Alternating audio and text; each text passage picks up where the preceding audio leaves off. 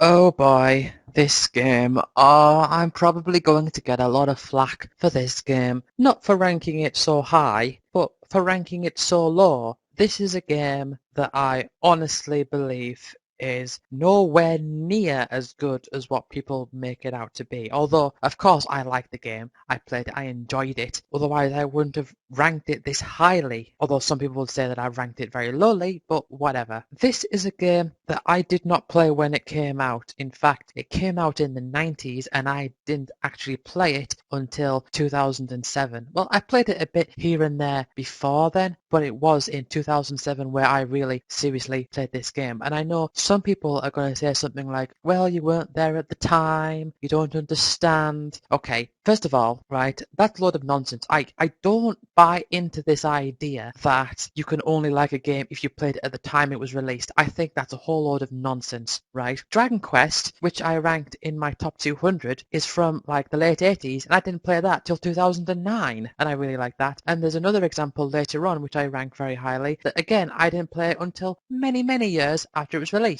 So this whole, oh, you didn't play it at the time nonsense, I don't buy it, okay? And also to add to that, the whole, well, it hasn't aged well, some games age well, some games don't. I don't buy that either, right? There are games that I feel are great that people say they've aged badly, but I don't know what they're talking about. This is a game that I'm talking about here that I don't think has aged in any sense because I don't believe a game can age. I don't even know what that means. But I felt that this game does not deserve the level of praise that it gets. It's a good game. It doesn't deserve the praise that it gets. Now, this is a part of a well-beloved series that loads of people love. It's really, really huge. At the time, though, I didn't really know that. I only really knew of maybe one other game in the series before this point. And so this isn't something that stood out to me as like a big stepping stone, a big milestone in any way. It was just another game. And I didn't have the system that this was on because, there's no because there. I just didn't have the system, so I couldn't have played it. But I did see this game at Nick's house. I've explained who Nick was before quite a while ago. He was someone that my mum used to childmind. He had it, and I played it for a little bit, and that was that. And it wasn't until much later when I got my GameCube I was able to play this game, The Legend of Zelda Ocarina of Time.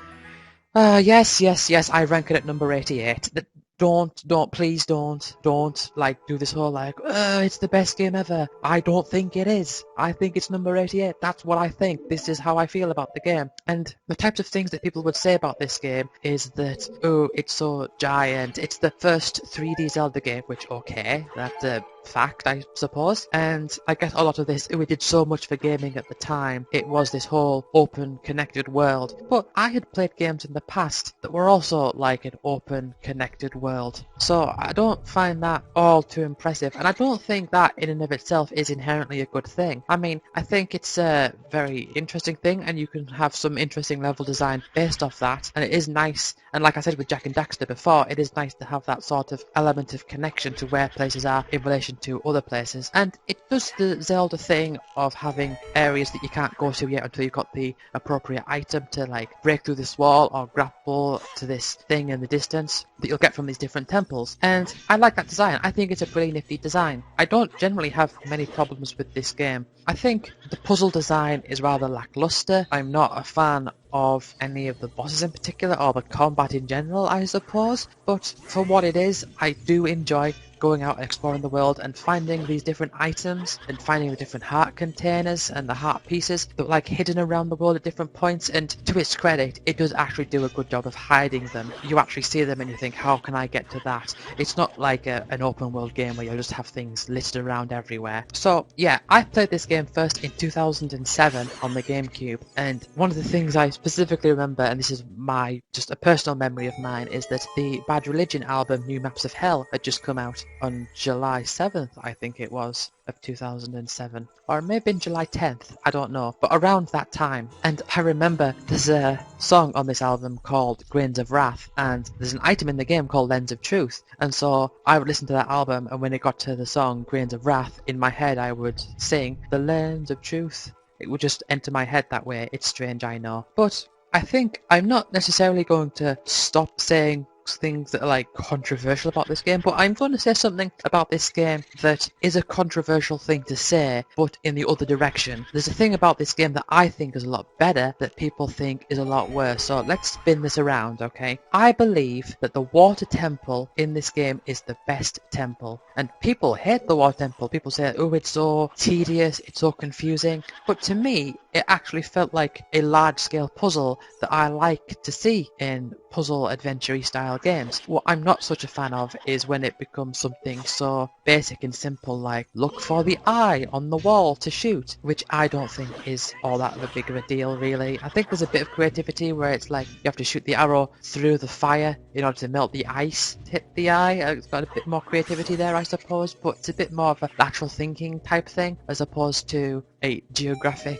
puzzle where you've got to think about raising water levels and decreasing them and stuff. And people rail against this dungeon so much. People really hate it. People say it's tedious to put on the boots and switch the boots from going into the menus over and over again. But honestly, this was my favourite part of the game.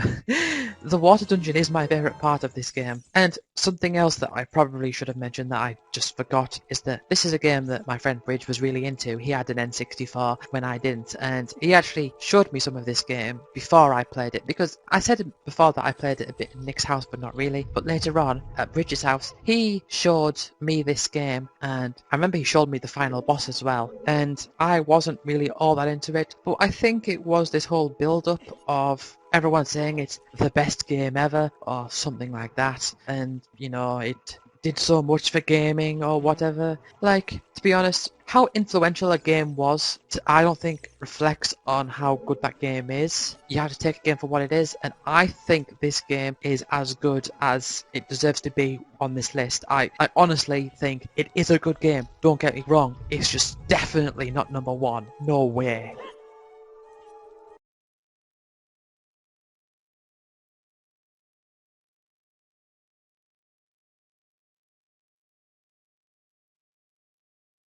So here we have a game which people feel was a very low point on the series as a whole. And this isn't a series that I've really been so invested in. I don't have that much experience with this series as a whole, especially not this variation. But people generally felt that this was too much of a departure from how the series was. But this was my first real game in this series, of this part of this series that I played. And so this whole thing about things being too much of a departure from the way it was, I don't think is inherently a bad thing. I mean, I never do, but I feel that, you know, you have to judge each game on its own merit, on what it does, and even still, I felt that this game was better than what people made it out to be. And yes, it had some different mechanics where things were a bit different and strange, but I really liked it. And I am talking about what was the first GameCube game that I got, the first proper GameCube game, if you don't include the Sonic Mega Collection. And there was someone in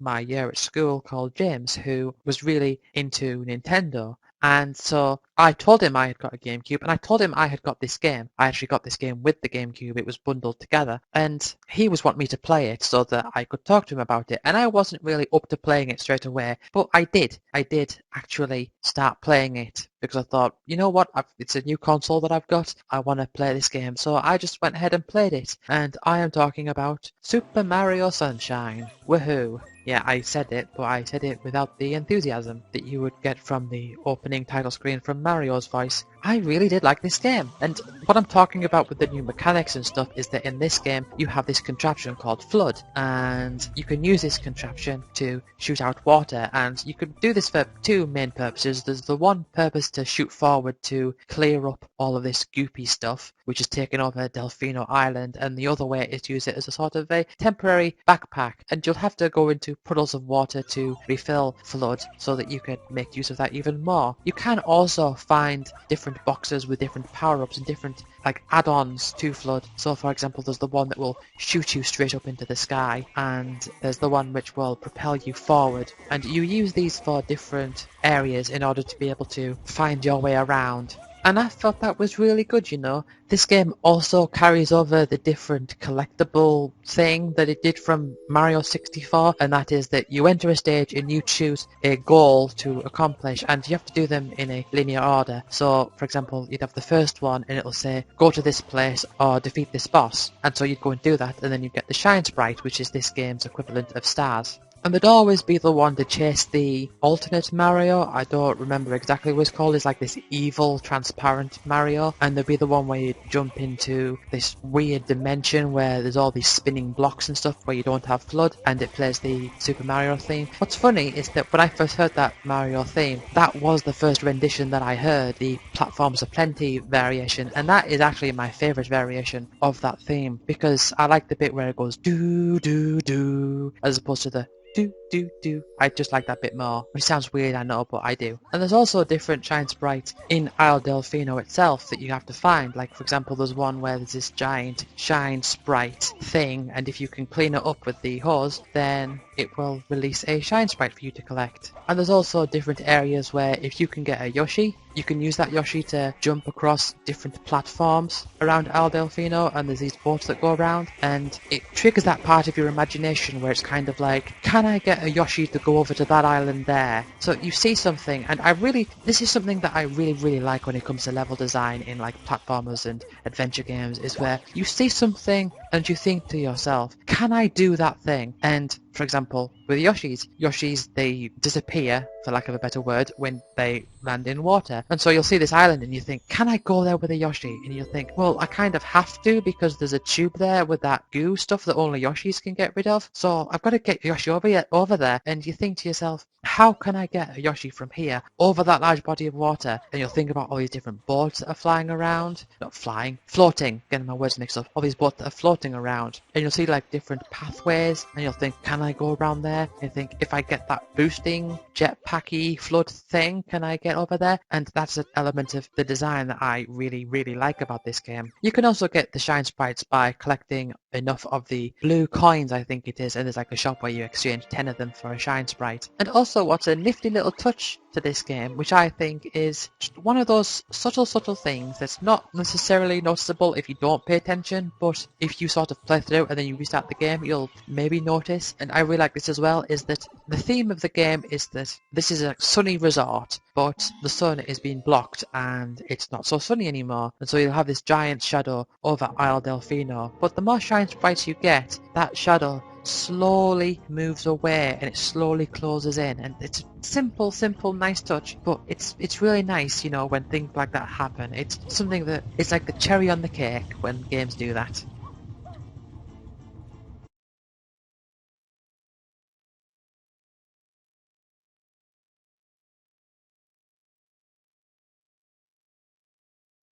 Now, this is a game that, whilst I am very much into it and I have thoroughly enjoyed what I have played of it, I also have to point out how kind of disappointed I am, because it could be so much more. There could be so much more to it, and I feel that the creators of this game are kind of missing out on an opportunity to make a fantastic game. But, of course, they're not going to do that, because that wouldn't translate into money, because what we have here is a microtransaction game. Oh yes, you can spend money and get resources. Yay. And you all know how I feel about microtransactions. You all know that I feel that they are the worst. And some people will try to justify it by saying, well, the type of game it is suits it. And I just have to go back at that and say, well, no, there is no type of game that suits it, because it is just a horrible thing to have microtransactions. But to make it clear, I am talking about Magic the Gathering Duels of the Planeswalkers 2014. Now, I started playing Magic the Gathering around the start of 2014. My first deck was a green deck. It was an M14 deck, and I think it was about the release of Theros where I started playing, and I started getting all of the Theros cards from that. And my first pre-release was the Born of the Gods one, and I've been playing it since on and off. And as a game, I love it. I think it's a fantastic card game, and what Wizards could do is they could make a Magic the Gathering video game where you start with like a pretty weak deck and you eventually go on an adventure to gather all of these cards and build up your deck and build up your collection and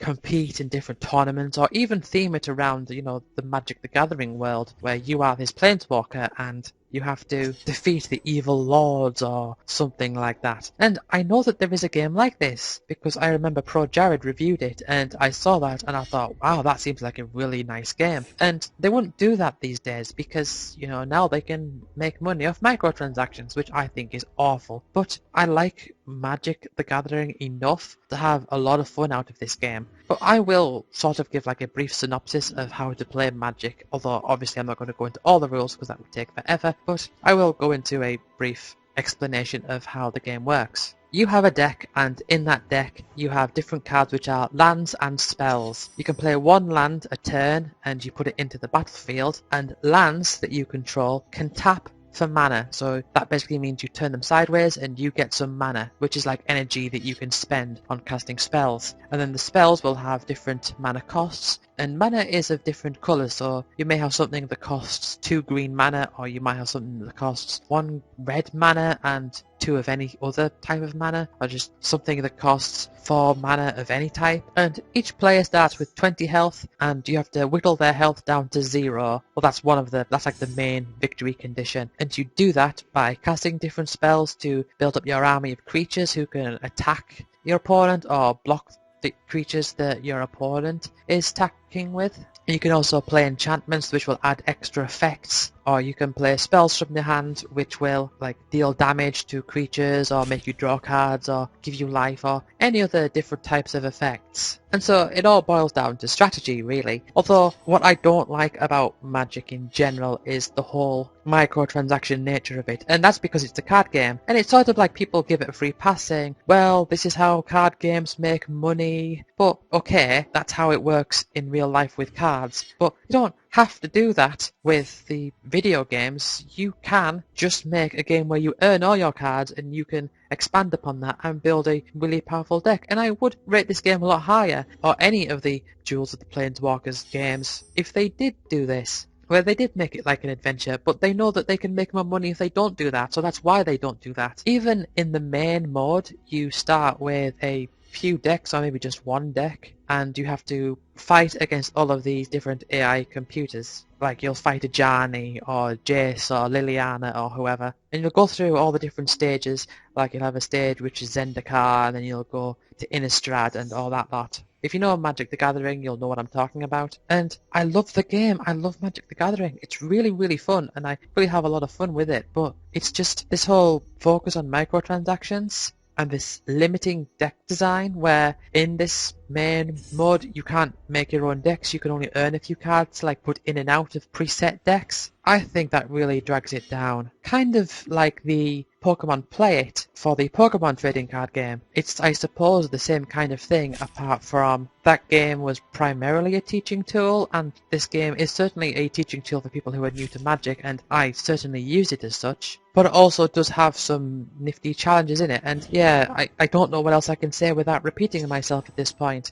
It's a good game, I enjoy Magic the Gathering, and I have a lot of fun with this game, but I'm just disappointed that they wouldn't go ahead and make this fantastic big adventure game where you're collecting all the cards. I mean, imagine that. Imagine you start with, say, like a really cheap 5-colour deck, and then you can build up cards, and then you have to go to these different places where you can only play in certain formats, and then you have these super bosses, and if you defeat the super bosses you can get the different Moxen or the original dual lands. Imagine how epic that would be. But it's just unfortunate that they use this other model, which is, yes, much more financially viable for them.